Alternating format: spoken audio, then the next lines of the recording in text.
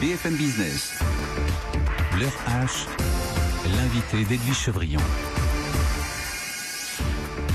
Bonsoir à tous et bienvenue dans l'heure H avec nos trois économistes. Olivier Babot, vice-président de la Fondation Concorde. Olivier, bonsoir. Bonsoir.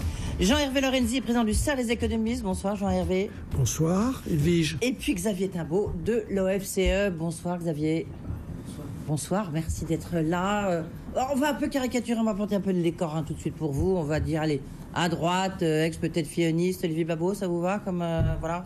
Comme second tour, ouais. C'est plutôt une bonne nouvelle. C'est-à-dire qu'avec les primaires de droite, on avait commencé un peu comme une épiphanie libérale. Ouais. Et bon, finalement, ça s'est un petit peu calmé du côté du libéralisme, mais on a plus effectivement un social-libéralisme. Mais c'est quand même une bonne nouvelle. Oui, d'accord, ok. Jean-Hervé Lorenzi, pour vous, qu'est-ce qui se passe là? Est-ce que ce grand coup de balai démocratique, est-ce que c'est une bonne nouvelle ou pas?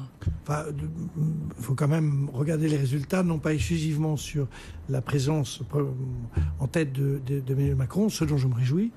Oui, non, mais attendez, vous posez François Fillon, exit, enfin, je veux dire, en 6 mois, on a vu exit beaucoup de gens, quand même. Quand vous regardez bien, vous avez, en gros, 45% de votes qu'il n'y a aucun aspect, j'allais dire, de manque de respect par rapport à des votes qui se valent tous, mais disons protestataires, que ce soit Mélenchon, que ce soit Le Pen, que ce soit Dupont-Aignan, plus, j'oubliais M. Poutou et Mme Arthaud, qui méritent un coup de chapeau.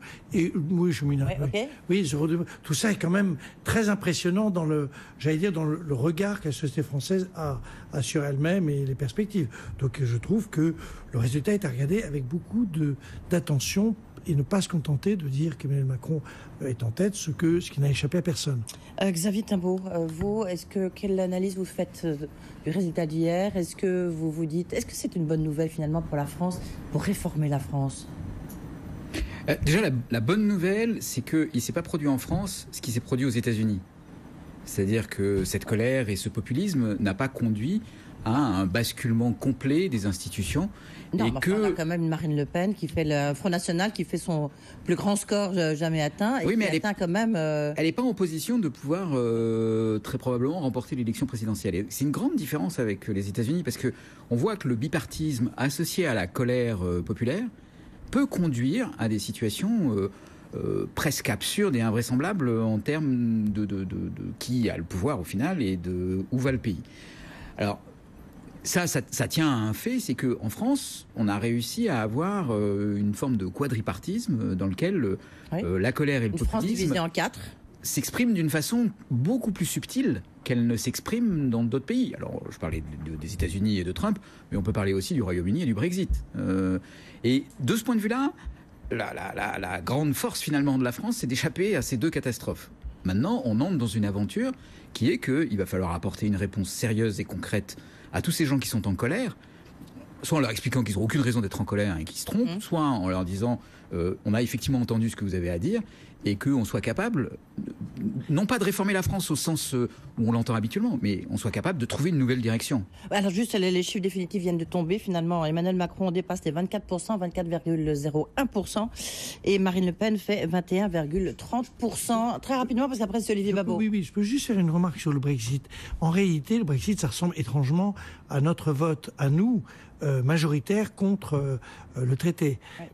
C'est pas obligatoirement du populisme. Trump, tu as raison de le dire, c'est un vrai bouleversement dans la manière de poser la politique. Le reste, c'est c'est de l'euroscepticisme que je ne partage pas, mais qui est en réalité, au fond, une position qu'on trouverait à peu près partout dans les pays en Europe. Donc c'est pas tout à fait la même chose, l'affaire du Brexit et Trump. Olivier Babot, moi, il y a un point quand même qui me préoccupe, enfin, en tout cas, qui m'interpelle, c'est de savoir si Emmanuel Macron, les sondages le donnent gagnant, a priori, au second tour, est-ce qu'il aura la légitimité nécessaire pour faire appliquer son programme, surtout pour trouver une majorité? On voit bien qu'aujourd'hui, le 3e et le 4e tour avec les élections législatives risque quand même d'être très compliqué. Ça se trouve, il sera le premier président à être élu, à peine élu, à avoir une cohabitation. Bien sûr. Alors peut-être que le résultat du 2e tour, même sûrement, donnera une dynamique ou pas. Par exemple, s'il est au-dessus de 60% ou pas. Ça sera, je pense, symboliquement important. Évidemment, théoriquement, mathématiquement, ça l'est pas. Mais symboliquement, ça sera important. Et puis, la deuxième question, c'est effectivement quelque chose qu'on va vérifier au moment des législatives. Est-ce que cette reconfiguration des clivages, où on n'a plus plus, on pourrait dire, l'opposition droite-gauche, où avec la droite c'était moins d'État, la gauche plus d'État, on a une reconfiguration où la France aujourd'hui est vraiment coupée en deux, mais entre, on pourrait dire, effectivement, un social-libéralisme qui dit il faut qu'on s'ouvre, on n'a pas le choix, l'ouverture est bonne, il faut qu'on s'intègre à l'Europe, il faut que les marchés, qu'on soit ouvert au marché, et puis d'un autre côté des propositions politiques qui sont pas vraiment celles de la gauche d'hier, qui sont différentes, qui sont celles effectivement de Marine Le Pen, avec il faut plutôt qu'on se ferme, la solution elle est dans des murs, dans des taxes, etc.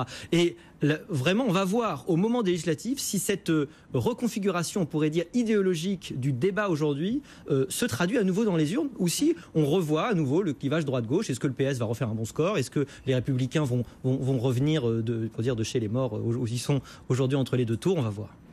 Jean-Hervé Lorenzi. Revenons un instant sur le programme économique d'Emmanuel Macron. Non, répondez à cette question. On y vient après, juste après, justement. Oui. Bon, la question, est-ce qu'il aura sa majorité ou non? Personne n'en sait rien. Donc, mais sa légitimité, il la trouvera d'où? À des urnes, mais bon. Écoutez, il la trouvera vraisemblablement dans le fait qu'il est quand même sur des positions extrêmement centriste.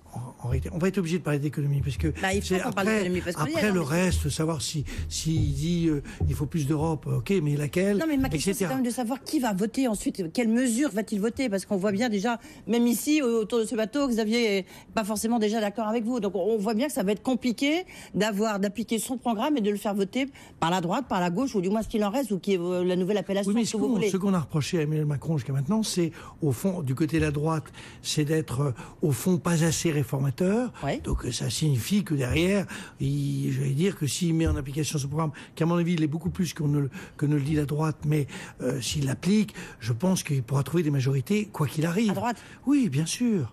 Il va trouver une majorité à droite. Si, enfin, droite et centre. En réalité, Macron, c'est un centriste. Plutôt à droite. Il va gouverner centre. Voilà, centre.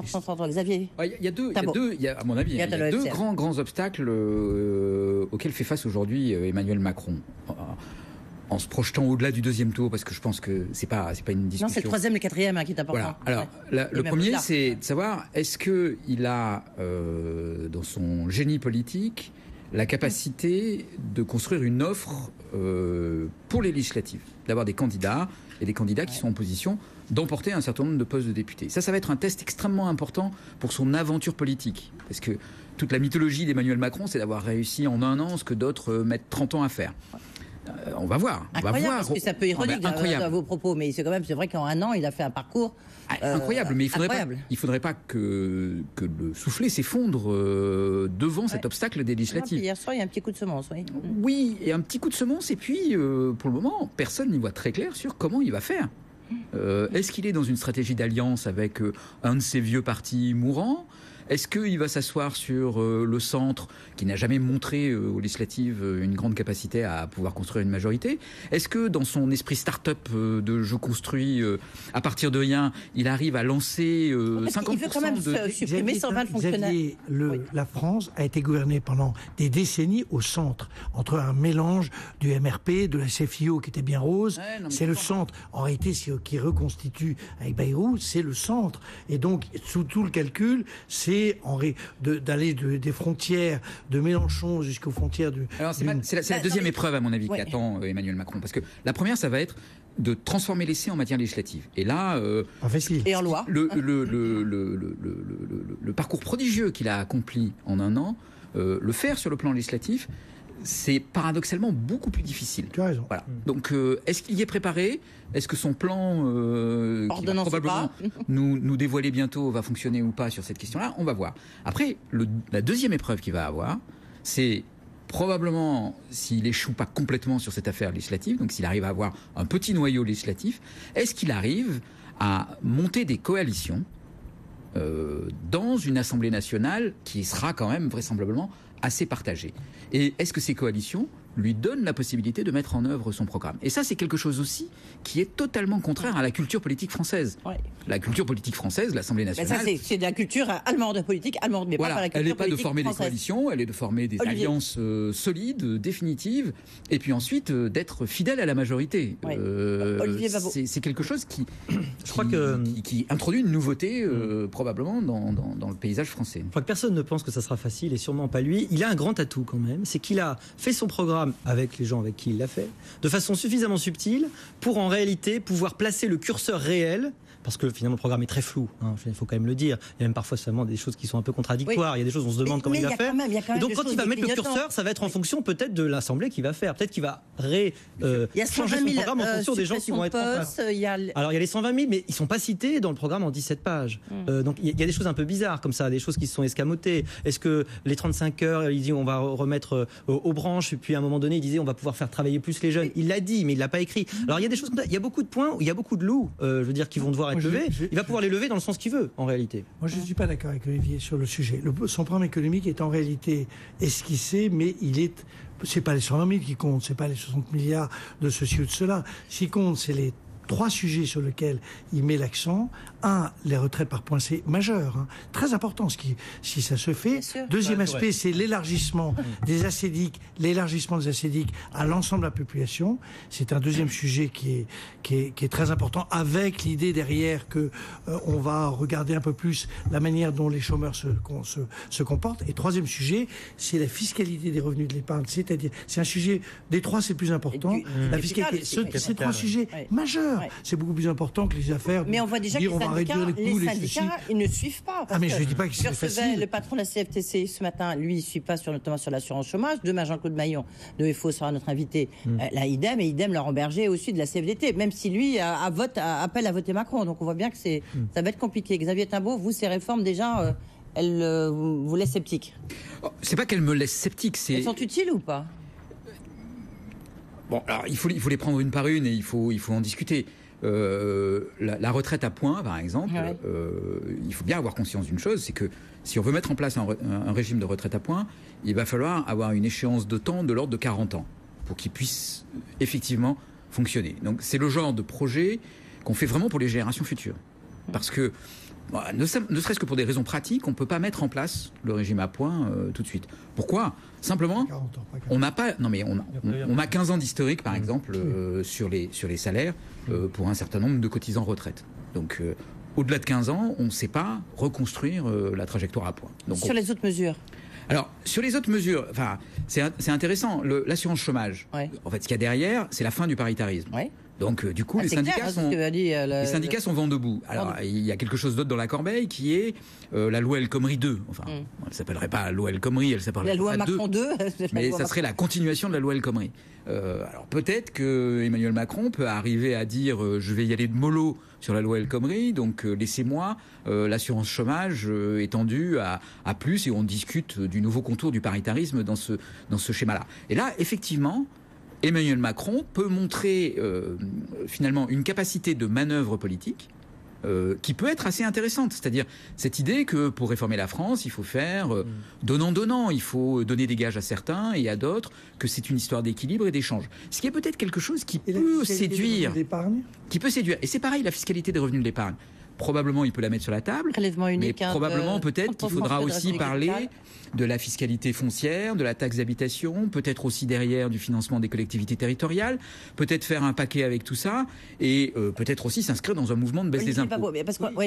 Dernier point, il y a quand même une chose très importante à comprendre dans Emmanuel Macron et dans son programme. Il y a le diagnostic d'Emmanuel Macron est que la France n'est pas en faillite. Et ça, c'est très très important, parce que Emmanuel Macron, il n'a pas besoin de dramatiser la réforme.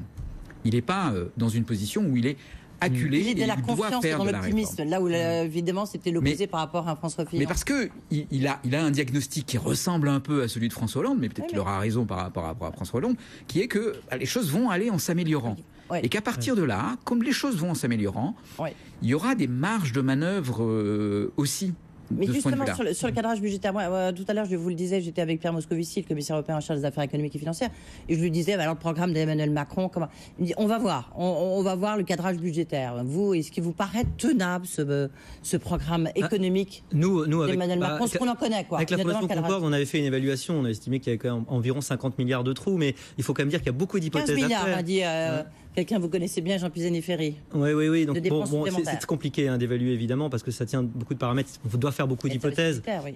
Mais moi, j'ai l'impression qu'il va pouvoir, pour faire passer les choses, donc beaucoup faire jouer, on pourrait dire, les deux volets à la fois social et libéral et libéraux de son programme. Par exemple, pour l'ISF, qui est vraiment, on pourrait dire, un totem symbolique. Il le maintient ? Déjà, il le maintient à moitié, déjà. Et puis, la deuxième chose, c'est qu'il pourrait, en échange, faire passer la taxe d'habitation, l'allègement pour 80%. Donc, ça permet, on pourrait dire, de faire un donnant-donnant. On voit un petit peu les conditions d'une négociation qui pourrait se faire à l'Assemblée nationale. Une fois, je vote avec la majorité à droite, une fois, je vote avec la majorité à gauche. Ça va être compliqué, parce que les jeux politiques, ils vont se remettre en route.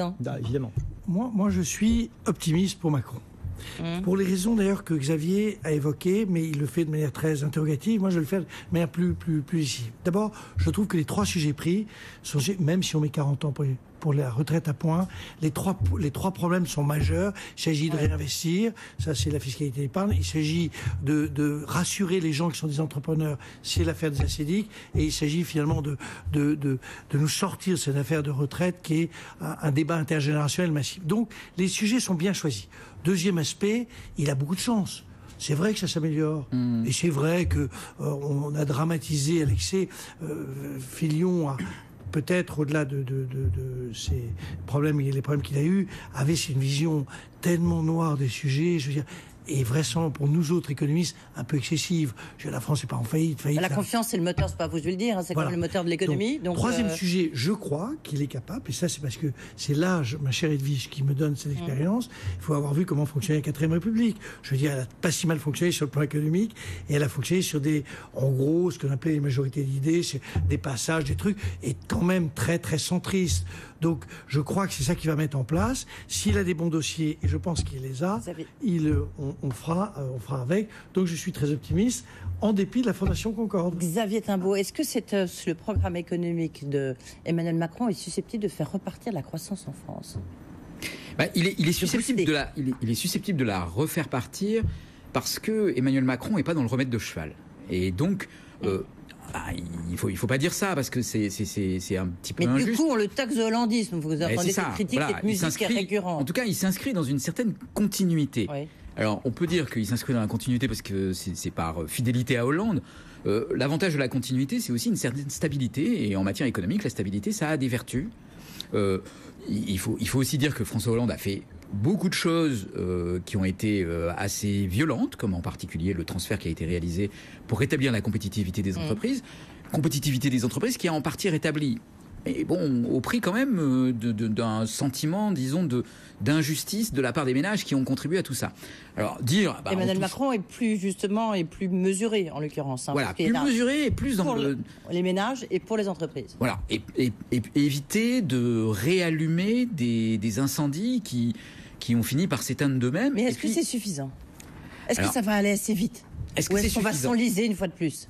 Je pense que, de toute façon, sa situation politique fera qu'il sera poussé vers la situation où il va être obligé de composer et d'attendre plutôt que d'essayer de pousser. Donc, si c'est pas suffisant, il sera pas réélu. D'accord. Olivier Babot, pour vous, c'est suffisant, pas suffisant, ça va assez vite, le train va assez vite. Oui, moi, je pense qu'effectivement, par rapport à quelque chose de plus radical, c'est sans doute pas un remède suffisant pour la France. En tout cas, on est encore avant le deuxième tour. Il faut quand même dire qu'on a clairement un candidat pour dire qu'il défend une économie de l'offre.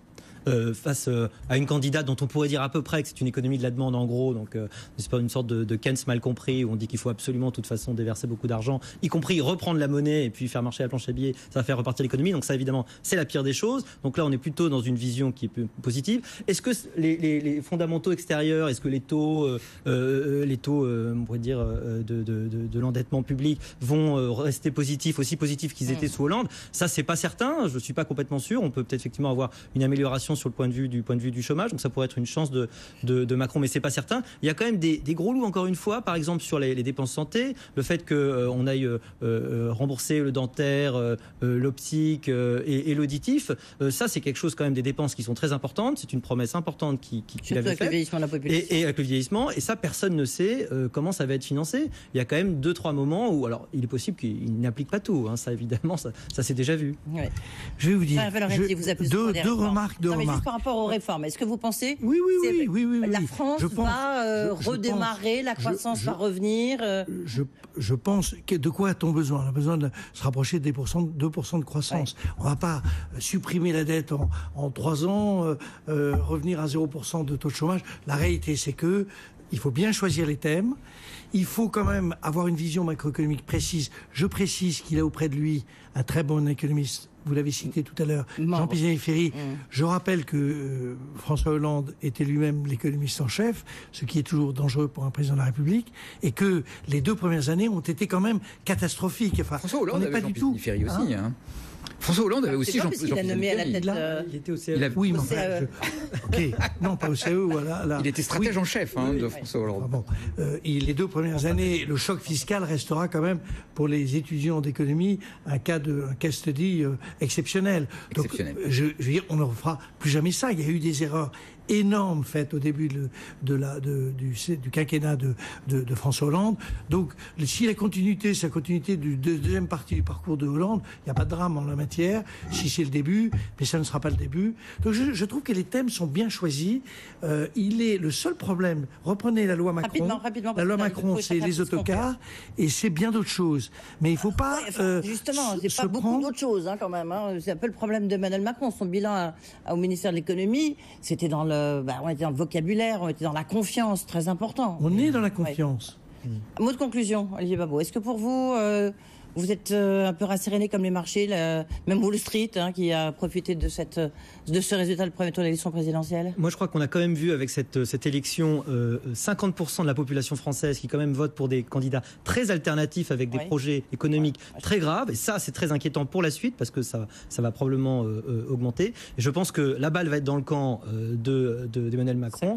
Et il va pouvoir effectivement essayer probablement de faire. Si vraiment, par exemple, il passe à 30% le capital, l'imposition du capital, c'est quand même un tournant très important par rapport à ce qui existe aujourd'hui. C'est quand même jusqu'à plus de 60%. Xavier Timbaud, vous avez 0 seconde. Allez-y pour conclure.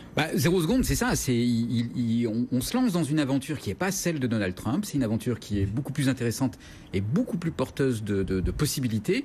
Maintenant, c'est une aventure dans laquelle il ne faut pas qu'Emmanuel Macron se trompe. La fiscalité du capital, c'est sans doute important. Mais il y a d'autres choses, il y a la question des inégalités, il y a la question européenne, il y a la question de la souveraineté, il y a la question du chômage. C'est important. Cette élection, c'est l'échec d'un homme qui a parlé de faillite, et lui, et la confiance dans un pays, ça compte beaucoup. Cet homme est capable de créer de la confiance, et c'est très important. Merci beaucoup. On reviendra sur la question des inégalités. Et effectivement, on aura l'occasion, en tous les cas, de se retrouver. Merci beaucoup, messieurs, d'avoir été avec nous. Voilà, c'est la fin de l'Heure H. Et tout de suite, c'est le grand retour, le retour de la BFM Academy.